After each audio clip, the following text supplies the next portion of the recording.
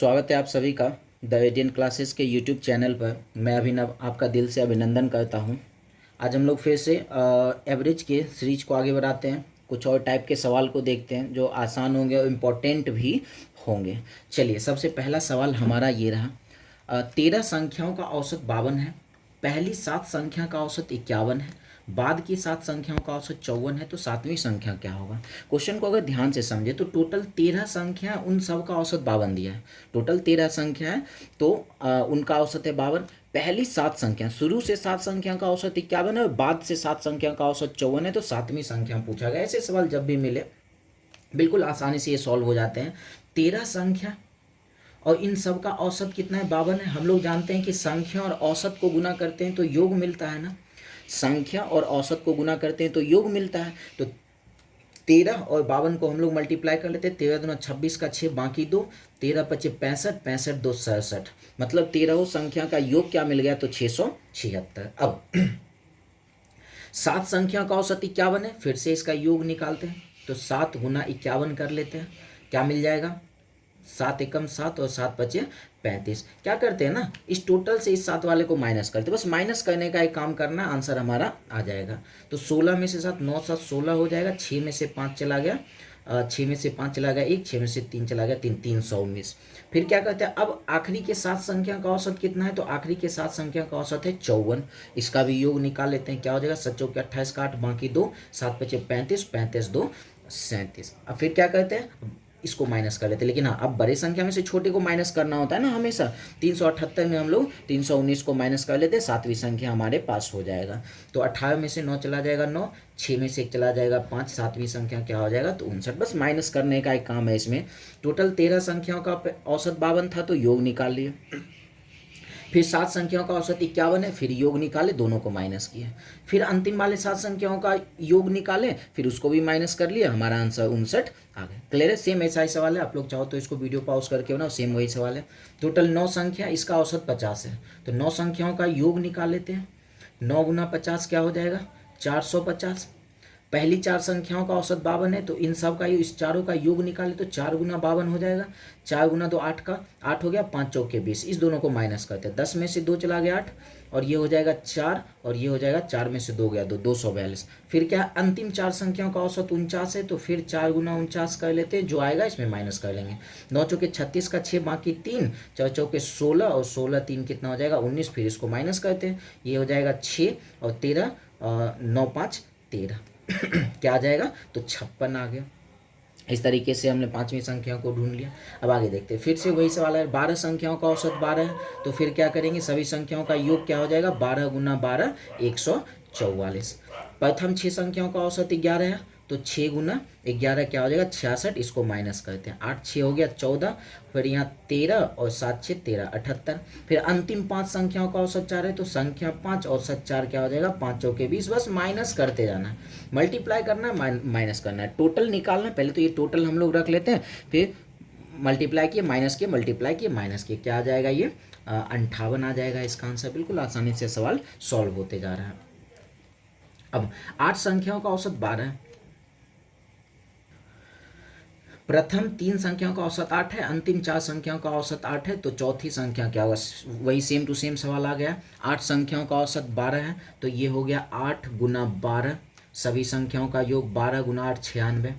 फिर प्रथम 3 संख्याओं का औसत 8 है, संख्या 3 और औसत 8, अड़तिया हो गया 24। इसको माइनस कर लेते। 6 में से 4 गया 2, 9 में से 2 चला गया 7। फिर क्या, अंतिम 4 संख्या का औसत 8 है, संख्या 4 और औसत 8, 8 चौके 32। पे माइनस करते जाना, मल्टीप्लाई करेंगे, माइनस करेंगे और आंसर हमारे पास। क्लियर? चलिए अब ये देखते हैं। 4 संख्याओं का औसत 8 है, प्रथम 3 संख्या का औसत 6 तो चौथी संख्या क्या होगा? 4 संख्याओं का औसत 8 है ना, तो सभी संख्याओं का योग 4 संख्या औसत 8, 8 चौके 32। प्रथम 3 संख्या का औसत कितना है? 6। प्रथम 3 संख्या का औसत है 6 गुना 3 18। चौथी संख्या पूछ दिया, दोनों को माइनस कर लेते हैं। 8 4 12 और यहाँ 2 में से 1 चला गया, क्या हो जाएगा? तो 14। बिल्कुल ही आसान सवाल था ये हमारा।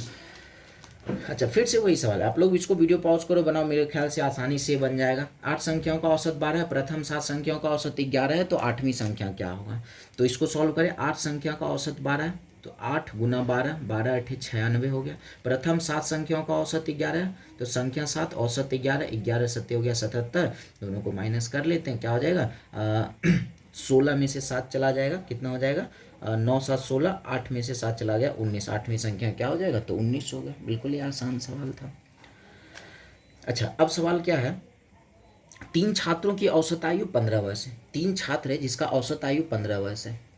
इनकी आयु का अनुपात 3:5:7 है, तो बड़े छात्र की आयु क्या होगी। एकदम आसान सवाल है। 3 छात्र है ना, 3 छात्र का औसत आयु 15 है। हम ये कहें 3 छात्र अगर ए हो, बी हो, सी हो, हम ये कहें इन तीनों का योग क्या होगा। योग निकालने के लिए क्या करते हैं, संख्या 3 है, औसत 15 है, तो 15 या 45, ये कह सकते हैं कि तीनों के आयु का योग 45 होगा। अब अनुपात कितना है, तो 3:5:7 है। यहाँ हमारे पास योग दिया हुआ है, तो यहाँ से भी क्या करते हैं, योग निकाल लेते हैं। 5 3 8, 8 7 15, यहाँ से योग 15 और सवाल से है 45, तो 1 बराबर किसके हो जाएगा, तो 1 बराबर 3 के। तो हमसे क्या पूछा, बड़े छात्र की आयु, बड़े छात्र कितना है 7, 1 बराबर 3 को, तो 7 किसके बराबर हो जाएगा, 21 के बराबर हो जाएगा। क्लियर। चलिए आगे बढ़ते हैं। 5 छात्रों की औसत आयु 60 वर्ष है। यदि उनके आयु का अनुपात 1:2:3:4:5 हो, तो सबसे बड़े और सबसे छोटे व्यक्ति की आयु का अंतर क्या होगा। एकदम आसान सवाल। सबसे पहले योग निकाल लेते हैं। योग अगर हम लोग काम करें, 5 छात्र है, अब 60 वर्ष है तो छात्र तो नहीं होगा, अब लिखा हुआ है, तो 5 छात्र है और औसत आयु 60, तो योग क्या हो जाएगा 300, योग 300 हो गया। अच्छा, सब मिला के सबका यहाँ पे दिया हुआ है, आयु का अनुपात दिया हुआ। यहाँ जब हमारे पास योग है तो अनुपात से भी योग ले लेते हैं। 5 4 9, 9 3 12, 12 2 14, 1 15, यहाँ से योग 15 और हमारे सवाल से योग कितना है, तो 300। 15 बराबर 300 के, 1 किसके बराबर हो जाएगा, 15 गुना 2 30 और 1 0, 1 बराबर 20 के। तो हमसे क्या पूछा है, सबसे छोटे व्यक्ति, सबसे बड़े व्यक्ति और सबसे छोटे व्यक्ति की आयु का अंतर। सबसे बड़े व्यक्ति 5, सबसे छोटे व्यक्ति 1, इस दोनों का अंतर कितना हो गया 4, तो 4 बराबर निकालना है। 1 बराबर 20 के, तो 4 किसके बराबर, 80 वर्ष का अंतर हो जाएगा। क्लियर। चलिए अब आगे बढ़ते हैं फिर से। अब क्या है, ए और बी के वर्तमान आयु का अनुपात 4:5 है।